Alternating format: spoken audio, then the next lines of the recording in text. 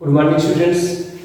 कल हम लोगों ने पैरेलल लाइंस और ट्रांसवर्सल के बारे में पढ़ा और कुछ जब एक पैरेलल लाइन को एक ट्रांसवर्सल लाइन जब एक पैरेलल लाइन को एक लाइन ट्रांसवर्स करती है उसमें एंगल कैसे बनते हैं, कौन कौन से एंगल बनते हैं उसके बारे में मैंने आपको बताया। उसे बनते हैं करस्पॉन्डिंग एंगल कैसे बनते हैं वो भी बताया, अल्टरनेट इंटीरियर कैसे बनते हैं वो भी बताया, अल्टरनेट एक्सटीरियर कब कैसे बनते हैं वो भी बताया आपको। And sum of consecutive angles are equal to 180 degree होता है ये भी बताया। उसी बेस पे रिलेटेड एक्सरसाइज 6.2 इसमें हम लोग पढ़ेंगे क्वेश्चन नंबर 2। क्वेश्चन नंबर 2 में दिया है in the given figure AB parallel to CD and CD parallel to EF and Y ratio Z is equal to 3:7। कह रहा है कि फाइंड x।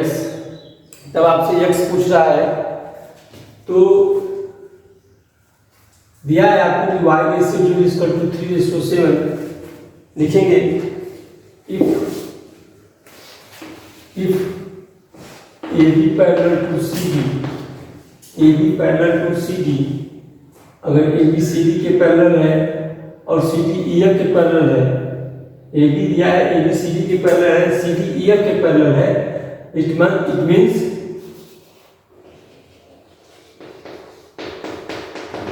दिया है आपको AB parallel to CD and CD parallel to EF।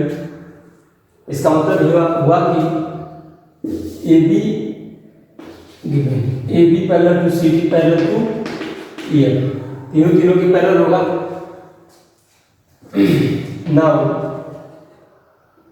If AB parallel to CD then AB parallel to EF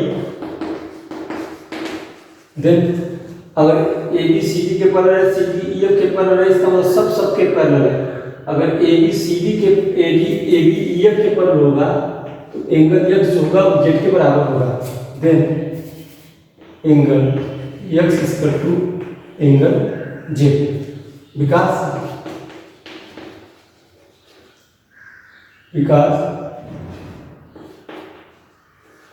alternate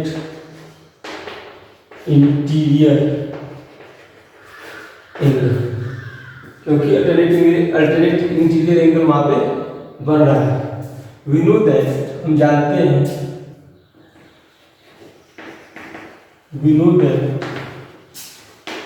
हैं sum of consecutive angle are equal to 180 degree. कल मैंने आपको बताया जब दो पैरेलल लाइंस को एक लाइन ट्रांसवर्स करती है तो सम ऑफ कॉन्सिक्यूटिव एंगल की वैल्यू 180 डिग्री के बराबर होती है। We know that if two parallel lines are transverse by a transversal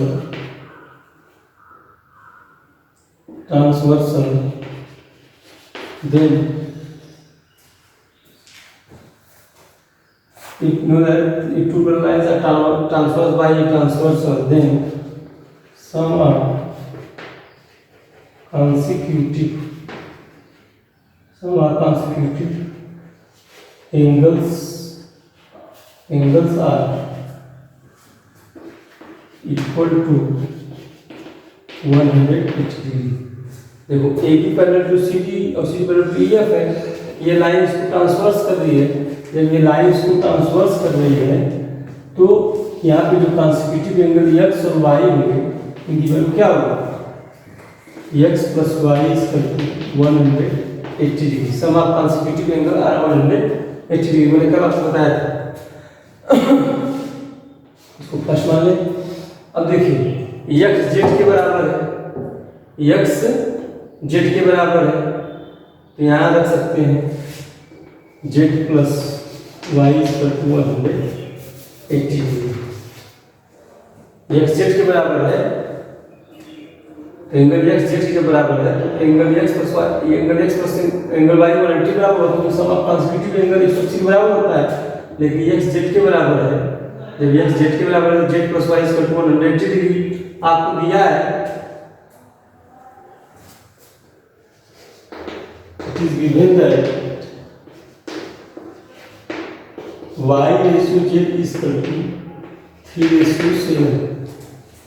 अगर हम इसको a मान लें, जैसे हम रेशियो पढ़े हैं उसी बेस पे बताएंगे इसको। अगर हम एंगल लेट एंगल बी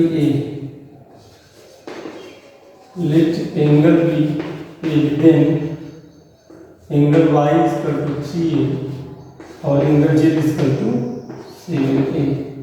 इसकी वैल्यू हम पुट कर देंगे। Angle y is equal to 3a और angle z is equal to 7a और angle y is equal to 3 is equal to 180 degree.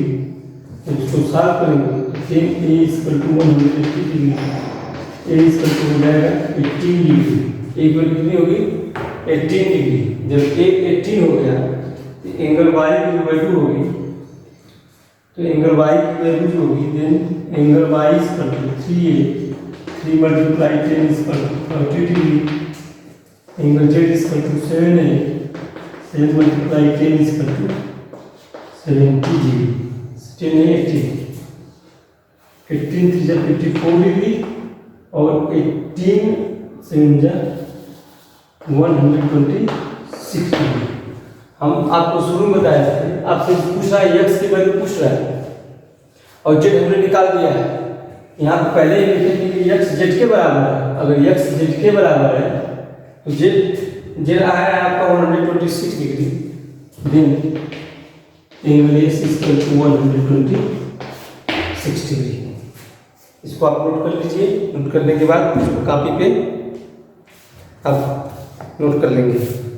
आपका नेक्स्ट क्वेश्चन है 6.2 में क्वेश्चन 6 है, उसमें से हम आपको 3-4 क्वेश्चन बता देते हैं।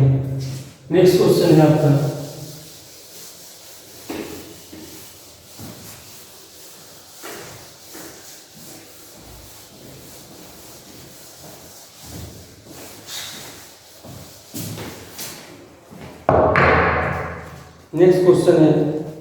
Question number 4। क्वेश्चन नंबर 4 दिया है आपको। It is given figure PQ parallel to ST। आपको फिगर दिया गया है, इंपॉर्टेंट क्वेश्चन है।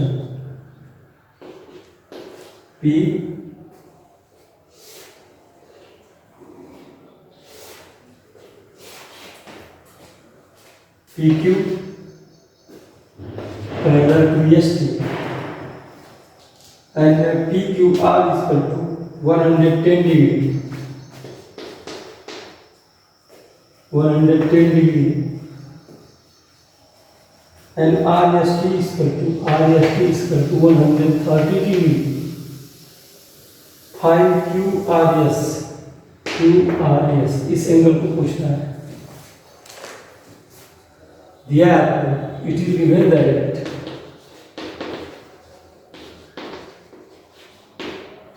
That PQ parallel to ST। दिया है आपको कि PQ जो है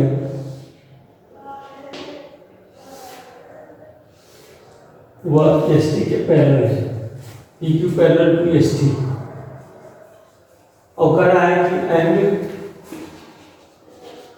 angle PQR is equal to 110 degree and angle RST is equal to 130 degree। आपको निकालना जो है लिखेंगे to find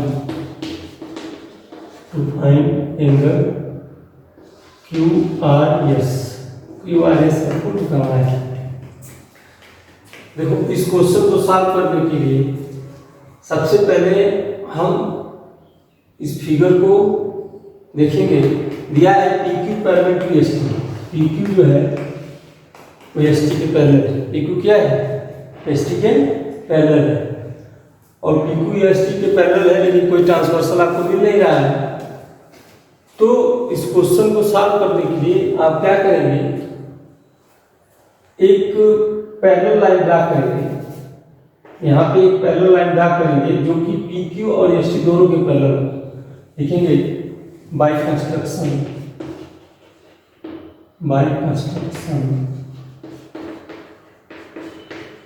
draw a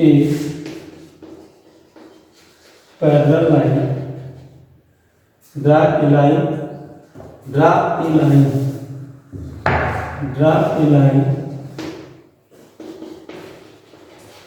parallel to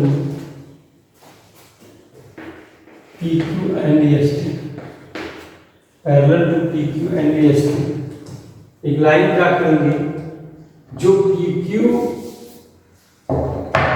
और ST के पैरेलल होगा।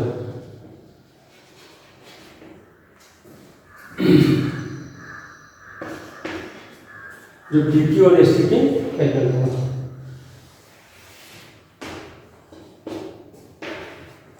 मान लीजिए ये लाइन है आपकी M और N। अब देखिए आपको समझ में आएगा। If MN parallel to PQ, if MN parallel to PQ, if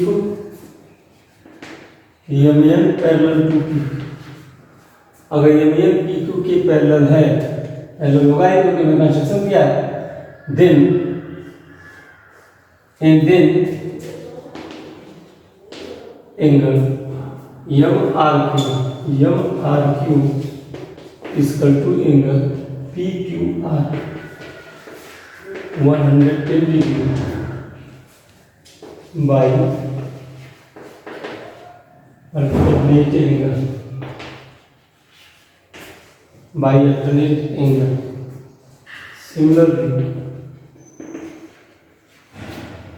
Similarly, if MN parallel to PQ, then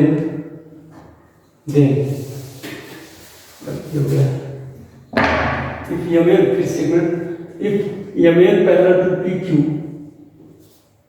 then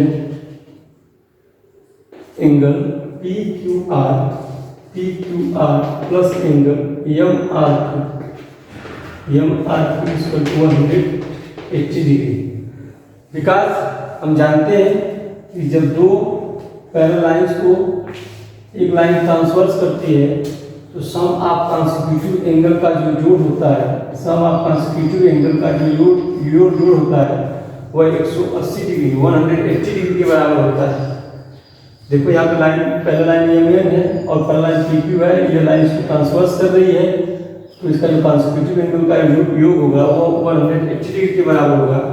angle PQR के आपको 110 degree, angle MRQ equal to हो जाएगा 180 डिग्री, तो एंगल MRQ इक्वल टू हो जाएगा 70 degree, ये आपका हो जाएगा 70 degree.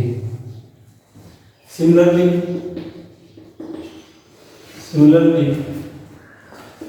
ST parallel to MN, similarly ST parallel to MN, then angle RST plus angle SRN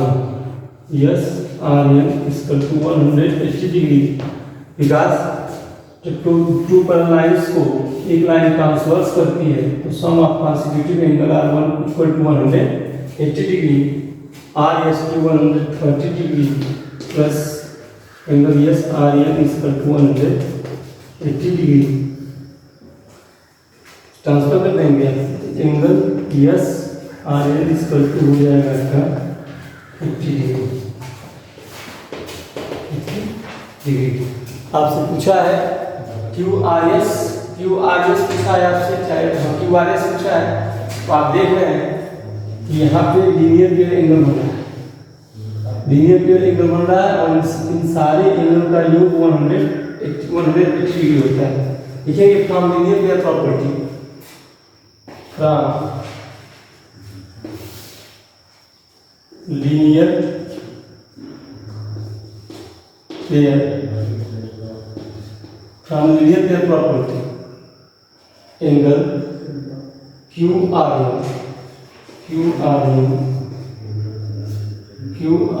चाहे MRQ लिखिए, MRQ plus angle QRS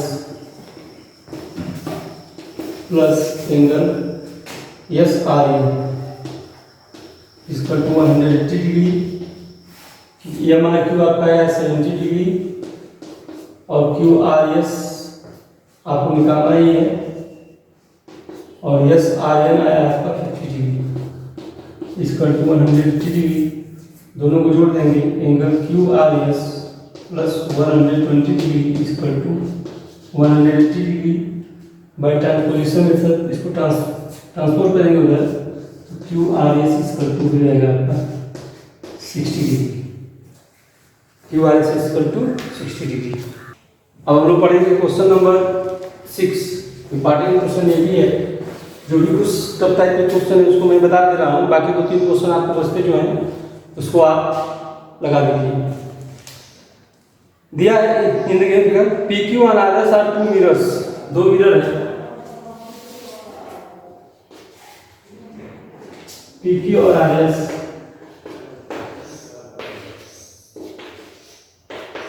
P Q और आर एस 2 मिरर्स हैं, placed parallel to each other, एक दूसरे के parallel रखे गए हैं। क्वेश्चन दिया है कि P Q R S 2 mirror है जो एक दूसरे के पैरेलल रखे गए हैं,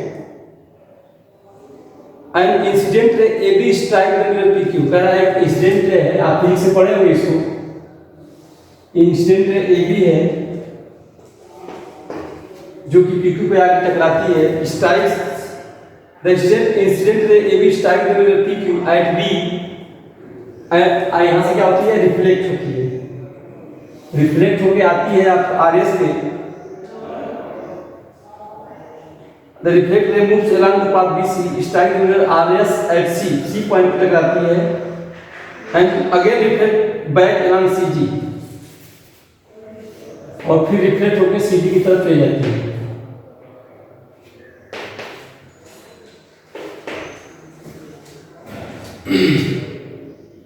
प्रूफ दैट, आपको प्रूफ करना है, proof AB parallel to CD। देखो ना, इसमें दिया गया है कि PQ और RS 2 मिरर्स, मिरर्स बहुत समझ रहे हो ना, 2 मिरर्स हैं, और कह रहा है कि एक रे आती है इधर से जो कि PQ पे टकराती है, PQ पे टकराती है, और PQ से टकराने के बाद यहाँ से फिर रिफ्लेक्ट होती है, यहाँ से मतलब रे जाती है, एक PQ पे टकराती है पॉइंट B पे, और फिर उसी पॉइंट से क्या होती है, रिफ्लेक्ट हो जाती है, फिर C से टकराती है आगे RS पे, और फिर यहाँ से रिफ्लेक्ट हो जाती है, D की तरफ मुड़ जाती है। तो कह रहा है दिखाइए कि AB पैरेलल टू CD, आपसे पूछ रहा है कि AB CD के पैरेलल दिखाना है आपको कि AB पैरेलल टू CD, और AB CD के पैरेलल 2 लाइंस पैरेलल तभी होती हैं जब वो करस्पॉन्डिंग एंगल को या तो करस्पॉन्डिंग एंगल इक्वल हो जाए, या तो अल्टरनेट एंगल इक्वल हो जाए, या तो sum of consecutive angle are equal to 180 हो जाए। ऐसी कुछ कंडीशन जो आपको पीछे पढ़ाया गया है, उस कंडीशन को फॉलो करेंगे तभी वो पैरेलल होंगे। तो इस क्वेश्चन को सॉल्व करने के लिए हम जानते हैं, फिजिक्स में पढ़े हैं कि कोई भी रे जब किसी मिरर पे टकराती है तो जिस एंगल से टकराती है उसी एंगल से रिफ्लेक्ट भी होती है। अगर वो 45 डिग्री से टकराती है तो 45 डिग्री एंगल से रिफ्लेक्ट भी होगी। ये फिजिक्स में आपको पढ़ाया गया होगा, चाहे पढ़ाया जाएगा। कोई भी इंसिडेंट रे, मान लीजिए ए बी जो ये रे है, यह यहाँ से जाती है और जाने के बाद मिरर PQ से टकराती है पॉइंट B पे टकराती है, फिर यही देखिए यहाँ से जाती है, फिर इधर से मुड़ जाती है। जितने एंगल से वो टकराती है उतने एंगल से ही मुड़ जाती है, जितना फिर C पे आती है फिर उतने एंगल से टकराएगी, उतने एंगल से मुड़ जाएगी। इस क्वेश्चन को सॉल्व करने के लिए थोड़ा कंस्ट्रक्ट करेंगे, लिखेंगे by construction.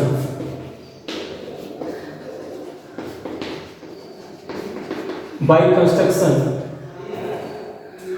Draw BM perpendicular to BM and CM. By construction, draw BM perpendicular to PQ and CM perpendicular to RS.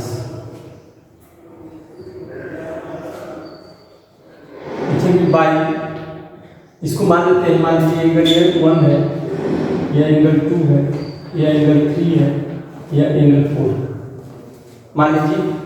लिखेंगे by the law of reflection, by the law of reflection, इसका rule है angle 1 is equal to angle 2 and angle 3 is equal to angle 4. Angle 1 is equal to angle 2 and angle 3 is equal to angle 4. चूंकि PQ parallel to RS है, it is given that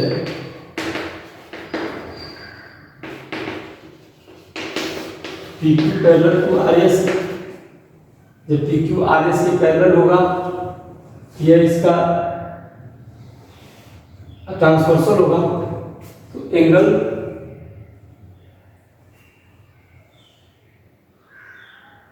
angle 2 is equal to angle 4. Angle 2 is equal to angle 4. By the law of reflection, angle 1 is equal to angle 2, angle 3 is equal to angle 4. If BN and CN are two parallel lines, then angle BC is the transversal. BC is the transversal. Then angle 2 is equal to angle 3 by alternate interior angle. By alternate interior angle.